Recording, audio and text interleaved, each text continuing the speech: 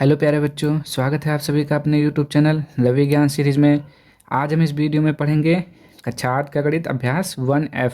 तो अगर आप लोग चैनल पर पहली बार आए हैं तो पहले चैनल को सब्सक्राइब कर लीजिए और वीडियो को पूरा देखिए, ताकि इस वीडियो में जो कुछ भी बताया जाए उसको आप अच्छे से समझ सकें। ठीक, तो चलिए स्टार्ट करते हैं। देखिए, पहले क्वेश्चन से पहला क्वेश्चन हमारा, निम्नांकित कथनों के सम्मुख सत्य या असत्य को जो सही हो उसे लिखिए। ठीक, हमें सत्य या असत्य में से जो भी अगर होगा उसे बताना है। ठीक, तो आप पहला क्वेश्चन क्या देखते हैं, लिखा हुआ है -6/7 + 6/7 परमेय संख्या नहीं है। ठीक, परमेय संख्या नहीं है।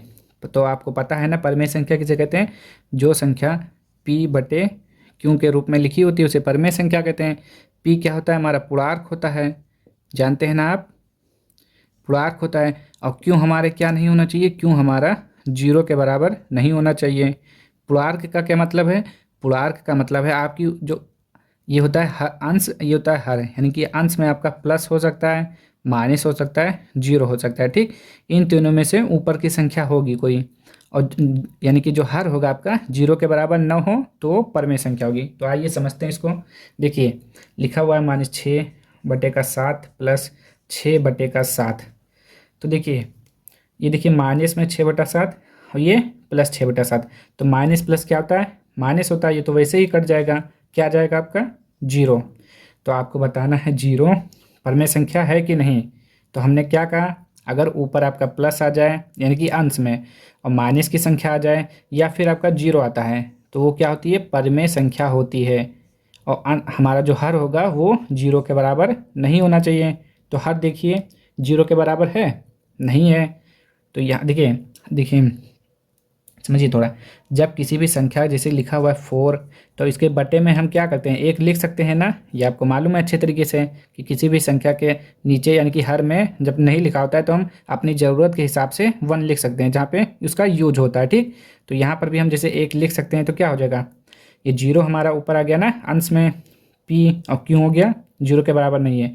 तो 0 एक परमेय संख्या है, तो कह रहा है परमेय संख्या नहीं है, तो आप कहेंगे गलत, परमेय संख्या तो है, ये क्या है, परमेय संख्या है। ठीक, चलिए तीसरा प्रश्न देखिए क्या लिखा हुआ है, परमेय संख्या शून्य का योगात्मक प्रतिलोम नहीं होता है। तो पहले आप जानेंगे कि योगात्मक प्रतिलोम क्या होता है। तो देखिए, योगात्मक प्रतिलोम जैसे हमने कहा 5 का योगात्मक प्रतिलोम बताइए, 5 का योगात्मक योगात्मक प्रतिलोम। ठीक, योगात्मक प्रतिलोम क्या होता है, 5 का योगात्मक प्रतिलोम क्या होता है। तो योगात्मक प्रतिलोम मतलब यहाँ पे साइन कौन सा है, प्लस, तो प्लस का क्या हो जाता है, माइनस। ठीक, माइनस इसलिए हो जाता है क्योंकि योगात्मक प्रतिलोम का मतलब होता है जब हम इन दोनों आपस में जोड़ें कि इसको और इसके योगात्मक प्रतिलोम को, तो उसका आंसर 0 आना चाहिए। तो देखिए 5 और -5 को जब जोड़ेंगे आप, तब क्या आएगा, 5 + -5, तो क्या हो जाएगा, 5 में से 5 गया 0। देखिए, योगात्मक प्रतिलोम मतलब होता है कि जब आप उस संख्या और उसके योगात्मक प्रतिलोम को जोड़ें तो 0 आए। तो ये कब होगा, जब ये प्लस होगा तो ये माइनस होगा, अगर ये माइनस में है इधर तो ये इधर प्लस में हो जाएगा, तभी तो होगा 0। बताइए, तो योगात्मक प्रतिलोम वही होता है, उसके चिन्ह को विपरीत कर देना, प्लस है तो माइनस कर देना, माइनस है तो प्लस कर देना। तो उसी प्रकार परमेय संख्या शून्य का योगात्मक प्रतिलोम, कह रहा है शून्य का। अब देखिए शून्य का योगात्मक प्रतिलोम क्या होगा बताइए, -0 नहीं, शून्य का योगात्मक प्रतिलोम -0 नहीं होता है। ठीक, क्योंकि देखिए शून्य का योगात्मक, देखिए शून्य में अगर क्या करेंगे, -0 जोड़ेंगे तो क्या हो जाएगा, 0 ही आएगा, लेकिन ऐसा नहीं होता है। शून्य का योगात्मक प्रतिलोम क्या होता है, शून्य होता है। ठीक, इसको आपको याद कर लीजिए कि शून्य का ये होता है शून्य, शून्य का योगात्मक प्रतिलोम शून्य होता है। योगात्मक प्रतिलोम ये केवल यही एक ऐसा नंबर है जिसका स्वयं होता है, अगर शून्य है तो इसका योगात्मक प्रतिलोम यही होगा, खुद प्रतिलोम शून्य होता है। ठीक, शून्य होता है, इसमें प्लस माइनस नहीं होगा क्योंकि प्लस माइनस से कोई फर्क नहीं पड़ेगा, शून्य का योगात्मक प्रतिलोम शून्य होता है। तो देखिए परमेय संख्या शून्य का योगात्मक प्रतिलोम नहीं होता है, तो ये कह रहा है नहीं होता है, तो आप कहेंगे देखिए होता तो है लेकिन क्या होता है, स्वयं होता है ना शून्य, तो आप कहेंगे असत्य, होता है लेकिन क्या होता है, शून्य है। ठीक, अब इसको देखिए क्या लिखा हुआ है, किसी ऋणात्मक परमेय संख्या का योगात्मक प्रतिलोम एक धनात्मक परमेय संख्या होती है। देखिए जैसे हमने अभी आपको बताया ना, अगर कह रहा है -5 का योगात्मक प्रतिलोम तो क्या हो जाएगा, +5 हो जाएगा। ऐसे तो माइनस होगा तो प्लस, प्लस है तो माइनस। तो किसी ऋणात्मक परमेय संख्या का योगात्मक प्रतिलोम धनात्मक परमेय संख्या होती है। बिल्कुल सही है, ये बात सत्य है। ठीक, अब देखिए परमेय संख्याओं में घटाने का तत्समक अवयव शून्य है। चलिए अब इसको भी समझते हैं। चलिए पांचवा देखिए क्या लिखा हुआ है, परमेय संख्याओं में घटाने का तत्समक अवयव शून्य होता है। तो देखिए अभी क्वेश्चन नंबर इसके 2 में आपने क्या पढ़ा था, परमेय संख्याओं में जोड़ का तत्समक अवयव शून्य होता है। तो ये लिखा हुआ है घटाना, तो ये तो गलत हो जाएगा क्योंकि तत्समक अवयव जोड़ का सही होता है शून्य। तो ये हो जाएगा असत्य आपका। ठीक, ये हो जाएगा आपका असत्य। अब देखिए परमेय संख्याओं में गुणा का तत्समक अवयव 1 है। आप तत्समक अवयव समझ लीजिए थोड़ा। गुणा का आपने जोड़ का समझा, जोड़ का तत्समक अवयव शून्य होता है और ये घटाना कह रहा है तो ये गलत हो जाएगा। गुणा का तत्समक अवयव 1। देखिए जब आप किसी भी संख्या में अगर 1 से गुणा करते हैं तो आपको क्या मिलेगा, जो संख्या है वही मिलेगा। ठीक, 5 से गुणा करेंगे 1 में तो 5 मिलेगा। तो इसीलिए 1 को जो है गुणा का तत्समक अवयव बोला जाता है, क्योंकि जब आप संख्या को 1 से गुणा करेंगे तो वही संख्या मिलता है, कोई परिवर्तन या चेंज नहीं होता है। इसीलिए ये भी आपका सत्य हो जाएगा। चलिए सातवां देखिए इसका क्या लिखा हुआ है, एक ऋणात्मक परमेय संख्या का गुणात्मक प्रतिलोम ऋणात्मक परमेय संख्या होती है।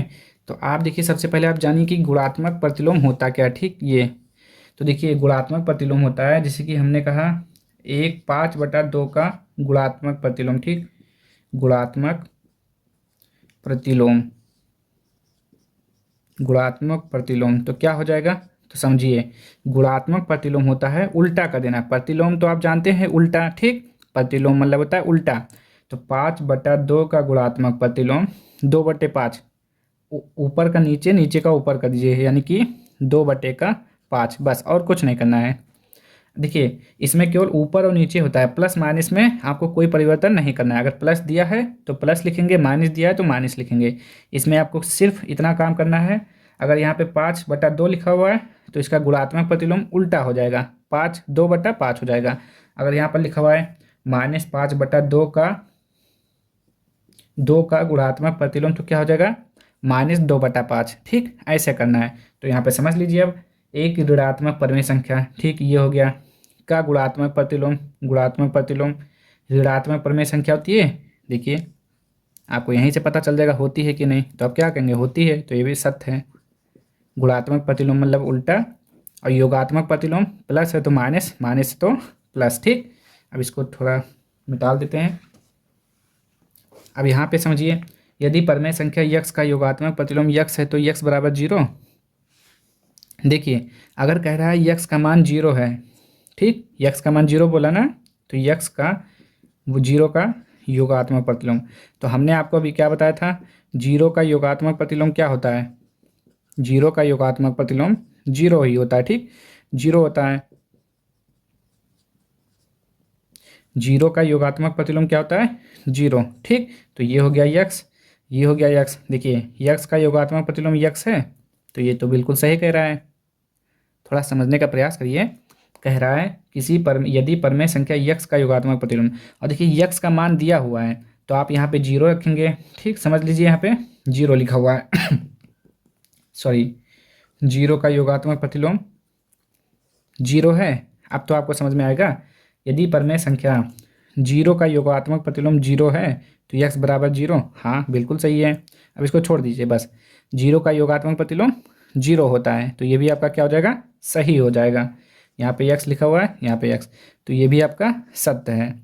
अगर यहाँ पे x के अलावा कोई और होता तब असत्य हो जाता। ठीक, 0 के अलावा, तो यहाँ पे सत्य लिख लीजिएगा।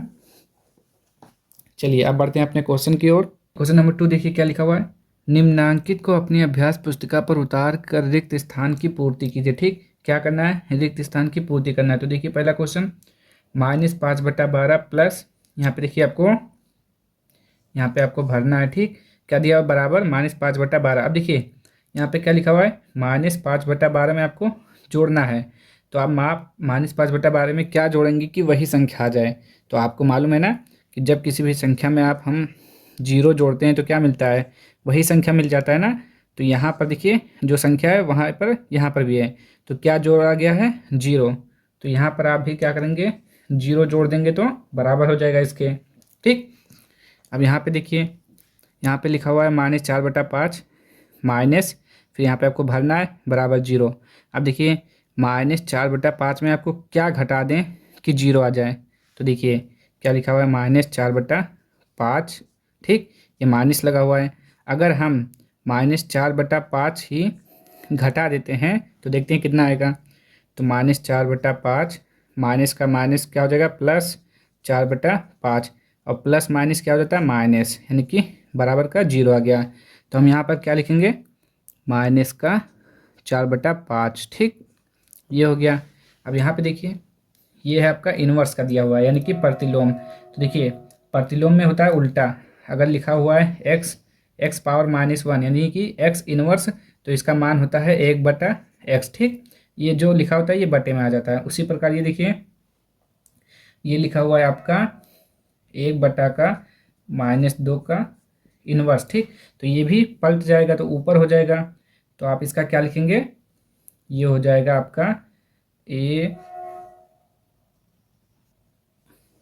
देखिए आप इसको पलट देंगे तो क्या हो जाएगा, -2/1, ये ऐसे हो जाएगा। ठीक, तो आपका क्या आएगा आंसर, -2। तो यहाँ पर आप लिख देंगे -2। ठीक, और देखिए ऐसे भी आप सॉल्व कर सकते हैं। एक और देखिए क्या लिखा हुआ है, 1/(2) का होल पावर -1। तो हम इसको लिखते हैं 1/, ये पूरा बटे में आ जाएगा, 1/-2। ठीक, अब हम क्या करेंगे, अब देखिए ये जो बटे का नीचे वाला होता है ये ऊपर चला जाएगा, तो 1 गुणा यहाँ पे -2/1 हो जाएगा। तब भी कितना आएगा, -2/1। ठीक, कितना आया, -2/1। तो वही चीज़ हमने यहाँ पर भी लिखा है, -2। ठीक, अब इसको सॉल्व करते हैं, देखते कितना आएगा। प्रतिलोम में उल्टा हो जाता है, बस आप इतना याद रखिए।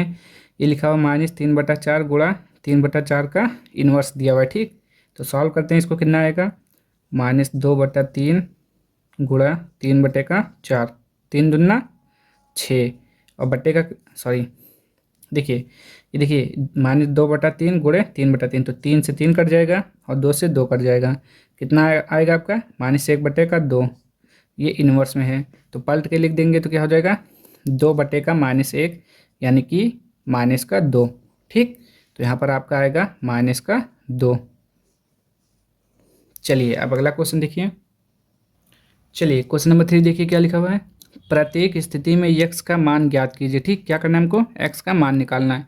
तो पहले क्वेश्चन देखिए क्या लिखा हुआ है, 2/3 गुणा x बराबर 1। ठीक, तो x का मान कैसे निकलेगा, तो आपको करना क्या पड़ेगा, देखिए पहले इसका गुणा कर दीजिए, तो ये हो जाएगा 2x/3 बराबर का 1। ठीक, ये हो गया। अब आप क्या करेंगे, तिरछा गुणा कर देंगे, 2 का 1 से गुणा करेंगे तो 2x हो जाएगा, 3 का 1 से गुणा करेंगे 3 हो जाएगा। अब यक्स का मान निकालना है आपको, तो इसको इधर भेज देंगे तो बटे में आ जाएगा। तो यक्स का मान कितना हो जाएगा, 3/2। ठीक, ये हो जाएगा आपका आंसर। अब इसका देखिए क्या लिखा हुआ है, -3/4 प्लस x बराबर 0। ये लिखा हुआ है -3/4 प्लस x बराबर 0। तो हमें क्या करना है, यक्स का मान निकालना है, इसको इधर भेज देंगे। तो यक्स बराबर हो जाएगा आपका, ये देखिए माइनस में है तो इधर प्लस हो जाएगा, 0 + 3/4। तो x बराबर 0 मतलब कुछ नहीं, यानी कि 3/4 आंसर हो जाएगा इसका। ठीक, अब इसको देखिए x गुणा, तो पहले गुणा कर दीजिए। तो पहले देखिए x गुणा -5/4, 4, 1 हो गया। पहले ब्रैकेट ओपन करेंगे, अब गुणा कर दीजिए, x का गुणा करेंगे तो -5x/4 बराबर 1। अब 1/1 लिखकर तिरछा गुणा कर देंगे, तो ये हो जाएगा -5x बराबर 4 का गुणा 1 से 4, x बराबर 4। ये देखिए गुणा के रूप में जब इधर भेजेंगे तो बटे में हो जाएगा -5। ये हो जाएगा x बराबर -4/5 आंसर। चलिए अगला देखिए इसका।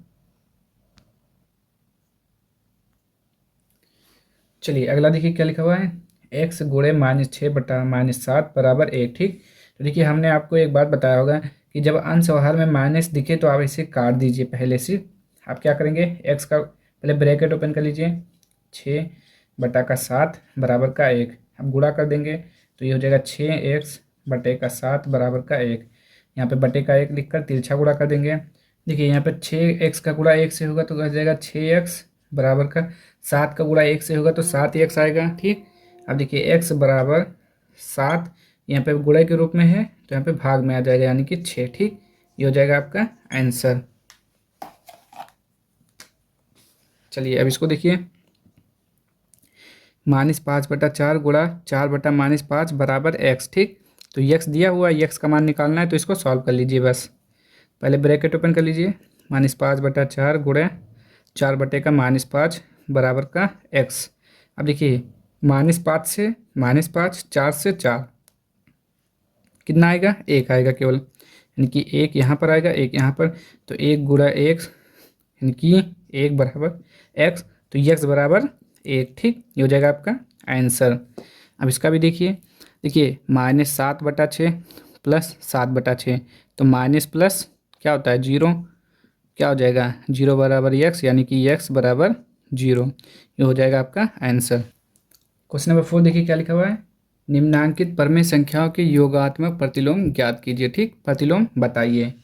तो वो एक अपन देखिए प्रतिलोम हमने आपको बताया क्या होता है, अगर प्लस में संख्या लिखी हुई है तो आपको क्या करना है, प्रतिलोम में माइनस लिखना है, अगर माइनस में लिखा हुआ है तो आपको क्या करना है, प्लस में लिखना है। ठीक, तो देखिए 1/2 का योगात्मक प्रतिलोम क्या होगा, तो इसका हो जाएगा -1/2। ठीक, -3/8 का क्या हो जाएगा योगात्मक प्रतिलोम, -3 में है, देखिए माइनस में है ना, तो माइनस का क्या हो जाएगा प्लस, यानी कि +3/8, यह आंसर हो जाएगा। देखिए 0 का योगात्मक प्रतिलोम हमने आपको बताया ना, 0 का योगात्मक प्रतिलोम 0 होता है, तो आपको यहाँ क्या करना है, केवल 0 लिखना है। यहाँ पे देखिए, तो पहले आप इसको काट दीजिए। अब ये क्या हो गया आपका 4/7, यानी कि प्लस में आ गया ना, तो देखिए हमने क्या बताया, प्लस है तो माइनस में कर दीजिए, योगात्मक प्रतिलोम में जो होता है क्या, चिन्ह का परिवर्तन हो जाता है। ठीक, ये हो जाएगा। चलिए अगला क्वेश्चन देखिए,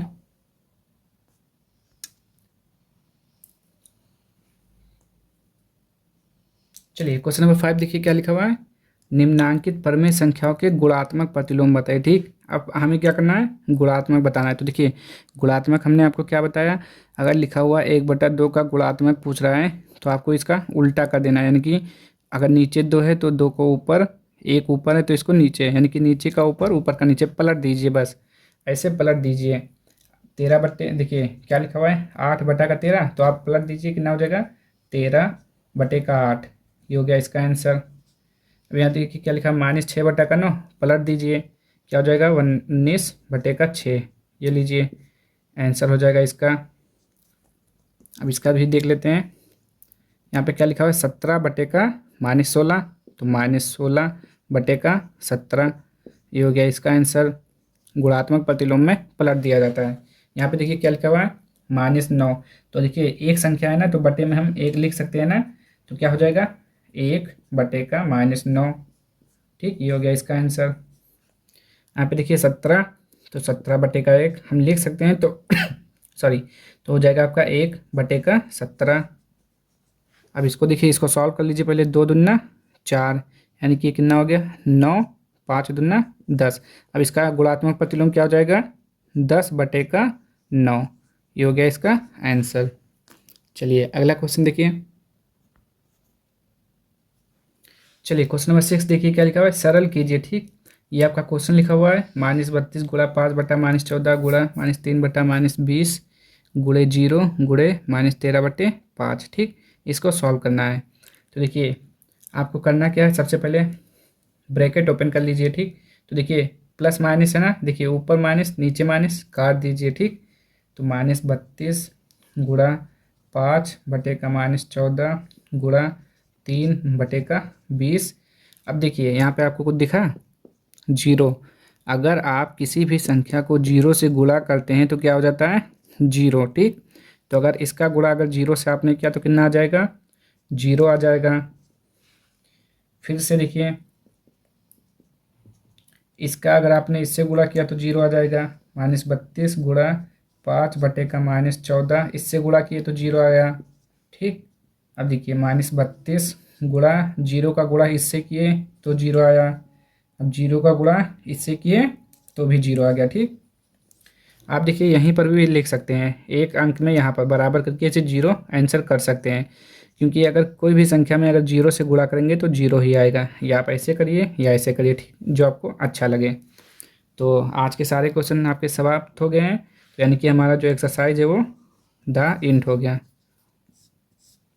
तो अब हम मिलेंगे अगली वीडियो में, तब तक के लिए अगर आप लोगों को वीडियो पसंद आया हो तो लाइक कर दीजिए, चैनल को सब्सक्राइब कर दीजिए। मिलते हैं नेक्स्ट वीडियो में, तब तक के लिए जय हिंद, जय भारत।